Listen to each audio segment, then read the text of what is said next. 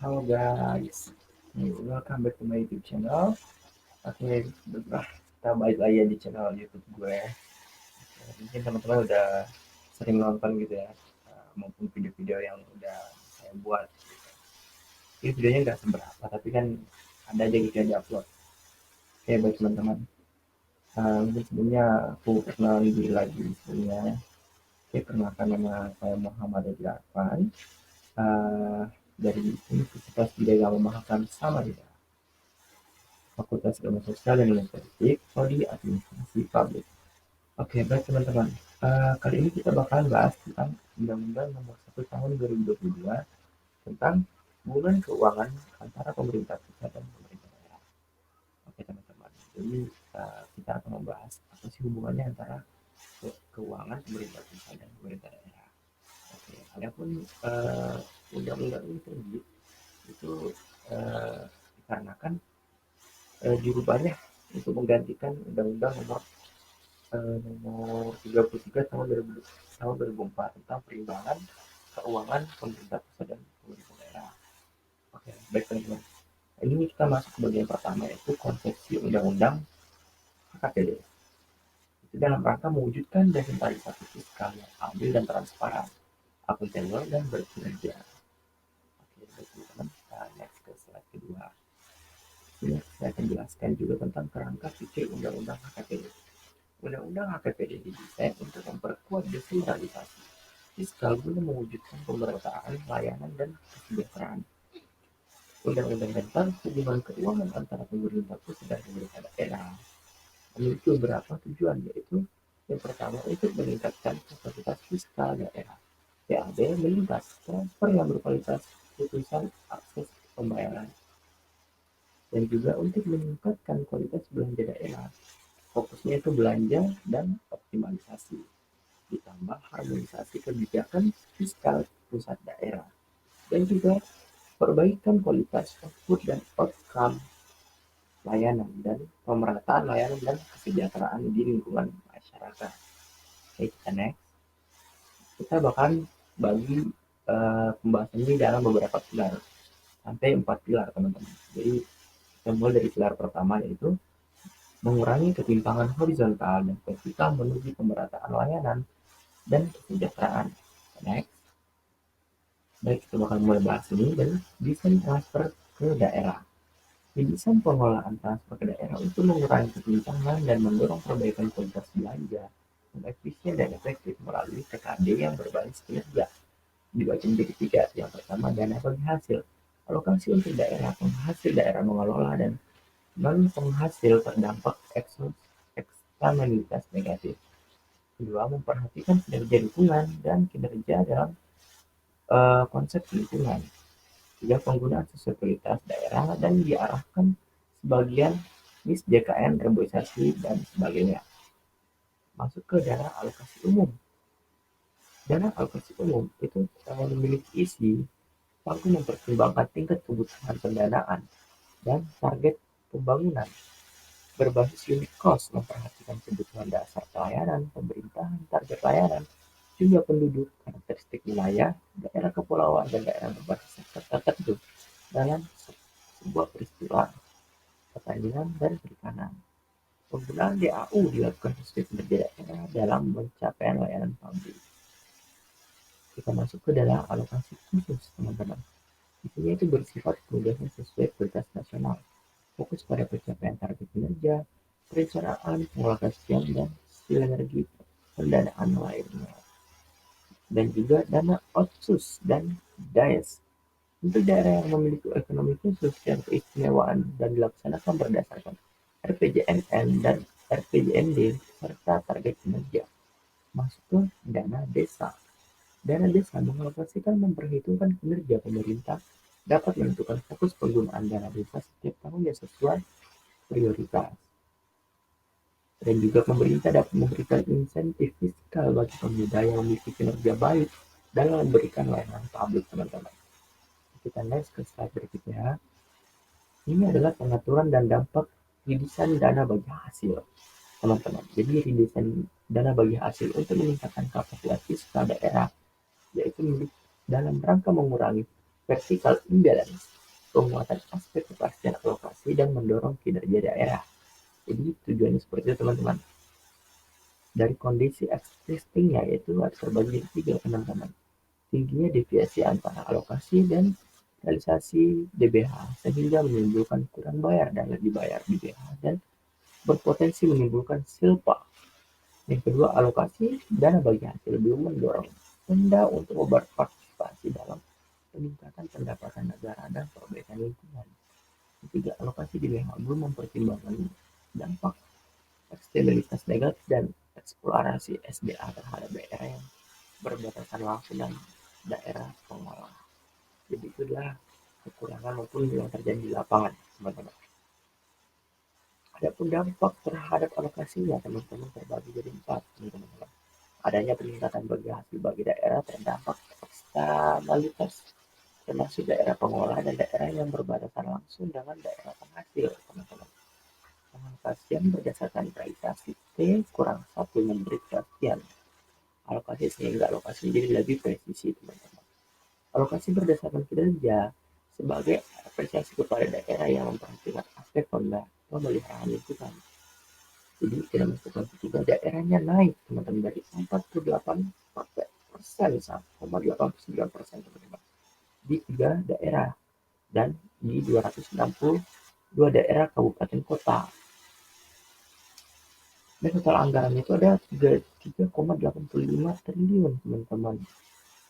Jadi dari 3 daerah tadi itu kabupaten kota hasilnya naik hingga MP 2,53 triliun.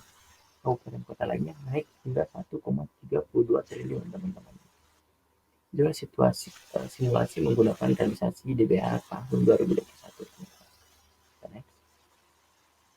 Ini adalah pengaturan dampak redesign dana alokasi umum.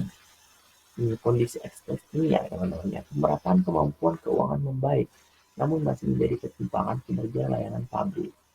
Kedua, DAU justru mendorong dominasi belanja birokrasi rata-rata belanja pegawai 32,4%. Versus belanja infrastruktur publik 11,5%, teman-teman. Meningkatkan tendensi pemekaran daerah 163 daerah sejak 2001 sampai 2019, teman-teman. Penggunaan DAU belum memperhitungkan kinerja Pemda dalam memperbaikan layanannya.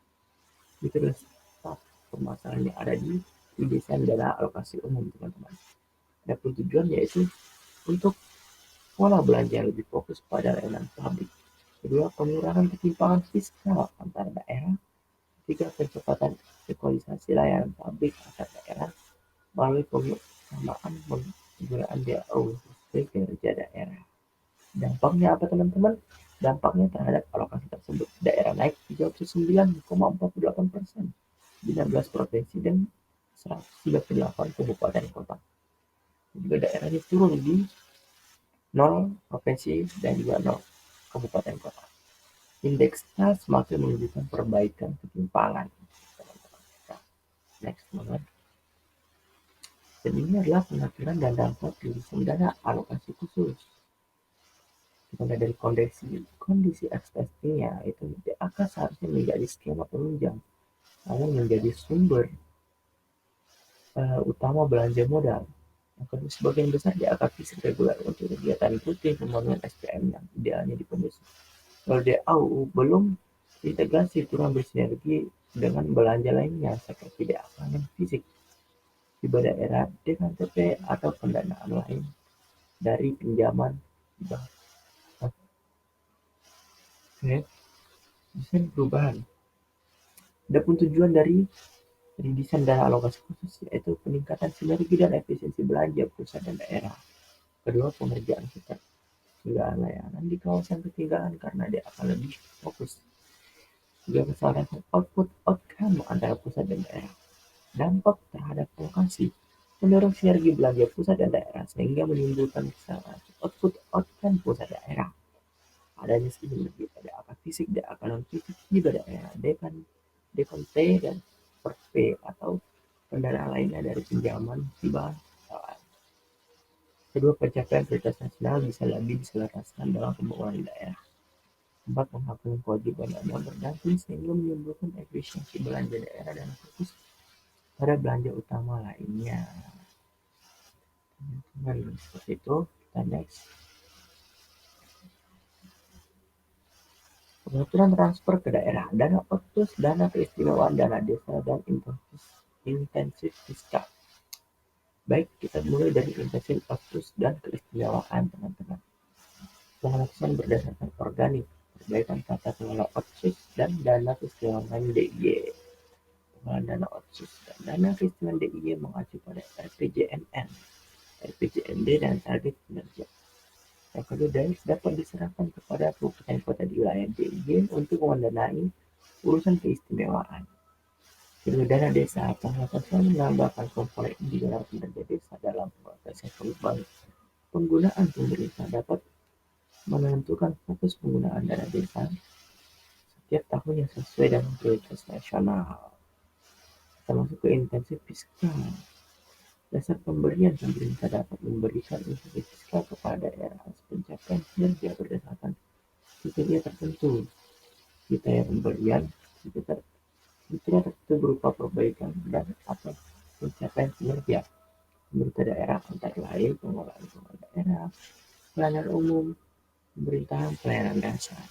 Next, ke halaman berikutnya. Pengaturan pembiayaan utang daerah.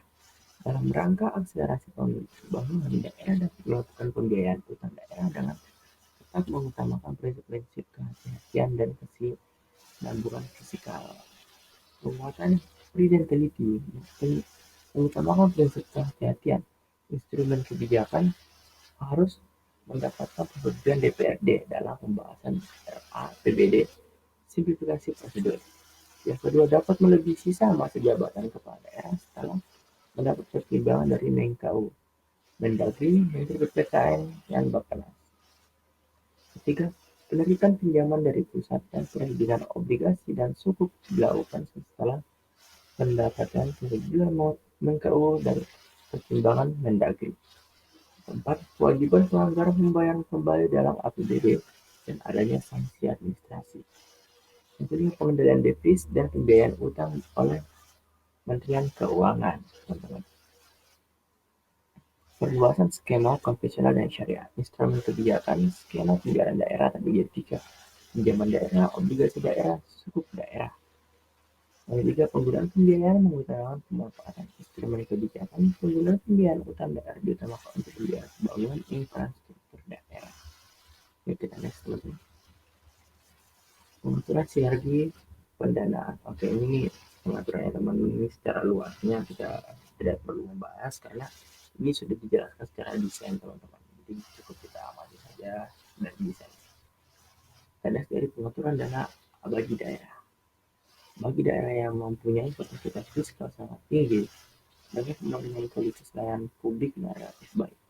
Karena bagi daerah dapat menjadi opsi bagi bermanfaatan investasi dengan manfaat yang lebih luas. Desain pengaturan dana abadi daerah adalah dana yang bersumber dari APBD yang bersifat abadi dan dana hasil pengelolaannya dapat digunakan untuk belanja daerah dengan tidak mengurangi dana pokok, teman-teman. Kedua, dana abadi daerah dapat dibentuk oleh daerah yang pertama kapasitas fiskal daerah yang sangat tinggi dalam memenuhi kebutuhan pelayanan daerah. Yang kedua, tujuan pembentukan dana abadi daerah mendapat manfaat ekonomi, manfaat sosial, dan atau manfaat lainnya. Jadi memberikan sumbangan kepada penerimaan daerah dan pemanfaatan umum lintas generasi, teman-teman. Yang ketiga, prinsip pengelolaan. Prinsip pengelolaan terbagi juga, teman-teman. Ada ditetapkan dengan peraturan daerah. Kedua, dikelola dan bendahara umum daerah atau BULUED. Ketiga, dilakukan dalam investasi yang bebas dari risiko penurunan dan nilai. Contoh penerapannya LPDP sebagai Indonesia Fund dunia pendidikan dengan total dana pelan Rp 99,11 triliun dibagi menjadi 4. Dana abadi pendidikan Rp 1,12 triliun untuk dana abadi pendidikan Rp 7,99 triliun sebagai dana abadi pendidikan studi Rp 7 triliun. Yang keempat, dana abadi kebudayaan Rp 3 triliun. Untuk mendukung beasiswa 29,822 juta putri terbaik bangsa dan mendukung 1,68 juta ide penelitian. Next teman-teman, kita masuk ke pilar kedua, peningkatan local taxing power dan tetap menjaga perekonomian. Pengaturan daerah dan retribusi daerah, yaitu LHKPD meningkatkan local taxing power dengan tetap menjaga kemudahan berusaha di daerah. Terbagi menjadi 3 teman-teman yang menggunakan administratif, inklusif, cost. Konstitusi jenis pajak daerah yang berbasis konsumsi, hotel, restoran, hiburan, parkir, dan PPJ. Menjadi pajak barang dan jasa tertentu PPJBT, SLS 130 layanan menjadi 18 layanan. Yang kedua, memperluas basis pajak, berbagi menjadi 2. Opsi pajak provinsi dan kabupaten kota berbagai berbagai skema bagi hasil dan penyusunan kewenangan. Opsi PKB, BB, NKB, NKB, tambahan membuat VIP. Keputusan objek melalui sinergis pajak pusat dan daerah, pilot parkir objek presiden. Harmonisasi dengan peraturan perundang-undangan, putusan MK terkait alat berat, alat besar kalau pajak alat. Putusan MK terkait PPJ dan PBJT tenaga listrik. Yang ketiga, Undang-Undang Nomor 23 Tahun 2014 dan Undang-Undang Nomor 3 Tahun 2020 terkait sinkronisasi kewenangan. Yang keempat, Undang-Undang Cipta Kerja mendukung kemudahan berusaha. Dan next, kita masuk ke pilar ketiga, itu meningkatkan kualitas belanja daerah agar lebih efisien, produktif, dan akuntabel. Langsung kita bahas. Pengaturan pengelolaan belanja daerah, peningkatan kualitas penganggaran belanja daerah sudah diatur dalam 3 benar teman-teman. Penjelasan dulu, mendorong kinerja belanja daerah melalui penguatan kualitas penganggaran belanja daerah agar semakin efisien, fokus, sinergis, dan bersinergi dengan daerah memberikan keluasan pilihan eksekusi belanja sesuai dengan karakteristik daerah. Yang pertama, penganggaran belanja daerah. Belanja daerah disusun dalam pendekatan kerangka pengeluaran jangka menengah daerah, penganggaran terpadu, dan penganggaran berbasis kinerja. Yang kedua, simplifikasi dan sinkronisasi program daerah. Program pembangunan sesuai konsep dan kebutuhan daerah serta tetap sinergis dan sinkron dengan program nasional. Dan juga mengutamakan pemenuhan kebutuhan usaha pemerintah wajib layanan dasar. Dan juga alokasi belanja berdasarkan target, kinerja, dan skala prioritas, bukan aspek pemerataan. Yang ketiga, standarisasi belanja daerah. Dibagi menjadi 2, yaitu standar unit cost belanja dan analisis standar belanja. Dan juga unit cost belanja mencakup belanja operasional dan tunjangan kinerja ASN. Pemda yang mempertimbangkan capaian RB, kelas jabatan, dan kemampuan udah. Dan ketiganya itu menegaskan kembali dasar penganggaran belanja daerah sesuai Undang-Undang Keuangan Negara. Yang kedua, menyederhanakan program daerah agar fokus pada wajib layanan dasar sesuai skala kualitas daerah dan bukan besar ecer. Yang ketiga, sinkronisasi program di daerah dan nasional. Efisiensi dan kos belanja daerah dan mempertimbangkan aspek kebutuhan keluarga dan kepatuhan. Pengaturan pengelolaan belanja daerah. Peningkatan kualitas pengelolaan belanja daerah. Peningkatan kualitas pengelolaan belanja daerah agar lebih berbaik dan fokus pada belanja dasar kepada masyarakat dan mandatory spending. Ini terjadi akibat beberapa aktivitas layanan, pabrik, dan kesejahteraan di daerah tersebut. Hal ini dibagi menjadi 4, ya teman-teman. Yang pertama ada fokus belanja daerah untuk layanan dasar pabrik guna pencapaian SPM. Yang kedua, pengendalian belanja pegawai dibagi menjadi 3, batasan besaran belanja pegawai max 30% dari APBD, tidak termasuk tunjangan guru yang berasal dari TKD. Yang kedua, mas transfer penyesuaian polisi belanja pegawai 5 tahun. Yang ketiga, fleksibilitas dalam melakukan penyesuaian pasca transisi. Penguatan belanja. Yang ketiga, penguatan belanja infrastruktur. Batasan besaran belanja infrastruktur pembelanjaan tahun 40% dari APBD di luar transfer ke daerah, bawahan, dan desa. Yang kedua, mas transfer penyesuaian polisi belanja di pabrik 5 tahun. Dan juga fleksibilitas dalam melakukan penyesuaian pasca transisi. Yang Keempat, disiplin pengelolaan belanja yang diwajibkan, peraturan undang-undang seperti pendidikan dan kesehatan masyarakat. Yang kelima, silpa berbasis kinerja, optimasi penggunaan silpa non-market untuk belanja daerah berdasarkan kinerja pelayanan publik daerah bagi individu jika kinerja setinggi dapat didefinisikan dan atau pembentukan daerah. Yang kedua, jika kinerja masih rendah diarahkan untuk belanja pelayanan publik.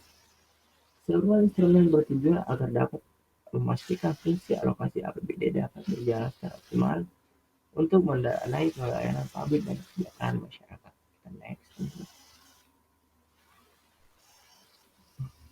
Waktunya untuk berlanjut ke pengaturan pengelolaan belanja daerah, peningkatan kualitas SDM dan pengawasan internal. Peningkatan SDM mengelola keuangan daerah dan API di daerah serta penguatan pengawasan internal rangka mendukung akuntabilitas pengelolaan APBD. Dibagi menjadi dua tentang pengembangan SDM, pengelola keuangan. Pemerintah penyelenggara pengembangan kapasitas SDM mengelola keuangan daerah. Kapasitas SDM mengelola keuangan wajib memiliki sertifikasi yang diberikan oleh lembaga yang ditunjuk pemerintah dalam masa tahapan 3 tahun. Yang kedua, pengawasan APBD. Dibagi menjadi dua penguatan pengawasan APBD. Pelaksanaan APBD 6 DPKP dengan berkoordinasi dengan Mendagri. Next. Teman-teman, kita masuk ke pilar yang terakhir, itu pilar keempat yang membahas tentang harmonisasi belanja pusat dan daerah untuk mencapai tujuan nasional. Masuk pengaturan sinergi fiskal nasional konsepsi. Sinergi kebijakan fiskal nasional bertujuan untuk menyelaraskan kebijakan fiskal daerah dengan kebijakan fiskal pemerintah dalam rangka pencapaian tujuan nasional. Dibagi menjadi dua, sinergi fiskal dan juga pendukung sinergi fiskal. Kita bahas dulu sinergi fiskal. Penyelarasan kebijakan fiskal pusat dan daerah, penetapan batas kumulatif dan defisit dan pembiayaan utang APBD, pengendalian dalam kondisi darurat, sinergi bagian akun standar, pendukung sinergi fiskal, konsolidasi informasi keuangan, penyediaan informasi keuangan secara nasional, dan melakukan pemantauan dan evaluasi pendanaan desentralisasi. Next. Pengaturan sinergi fiskal nasional, instrumen sinergi keuangan negara merupakan konsolidasi antara APBN dan APBD yang perlu dikelola secara akuntabel dan prudent. Penyelesaian kebijakan fiskal pusat daerah, program mengusulkan kebijakan pembangunan kebijakan fiskal daerah dan RPJM, dan juga arahan presiden dan peraturan perundang-undangan. Rencana pembangunan jangka menengah nasional dan rencana kerja pemerintah mempertimbangkan berbagai usulan program strategis daerah.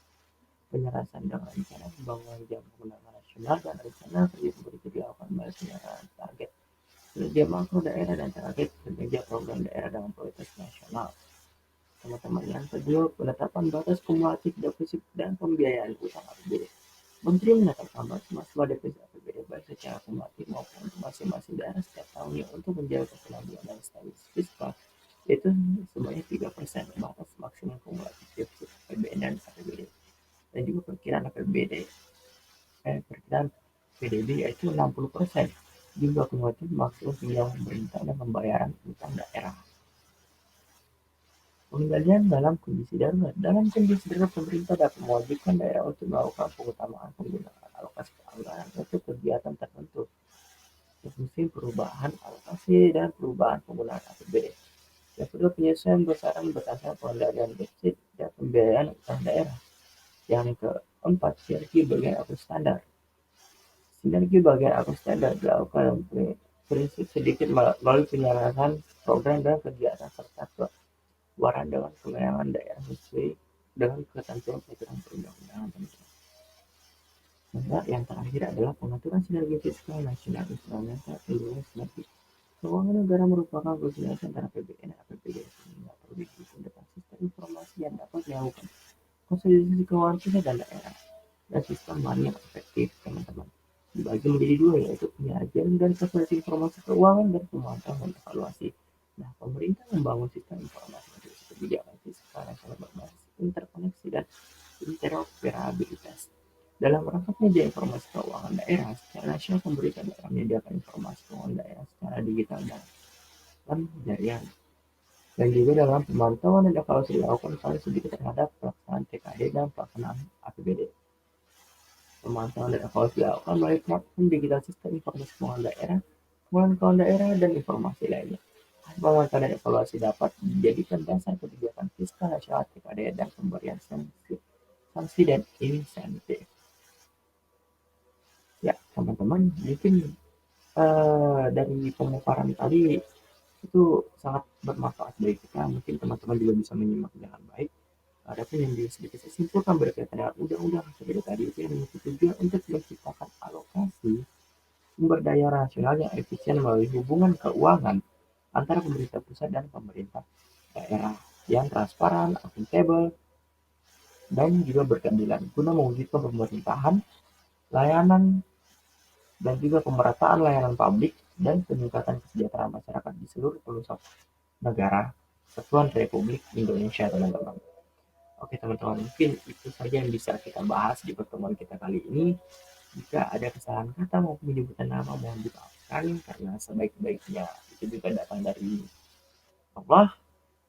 Mungkin kita bisa bertemu di video-video berikutnya, teman-teman. Saya ucapkan terima kasih untuk teman-teman yang sudah menonton dan jangan lupa subscribe, teman-teman ya, untuk membantu channel ini untuk terus berkembang ke depannya, teman-teman. Baik, teman-teman, saya ucapkan terima kasih banyak. See you next time and bye-bye.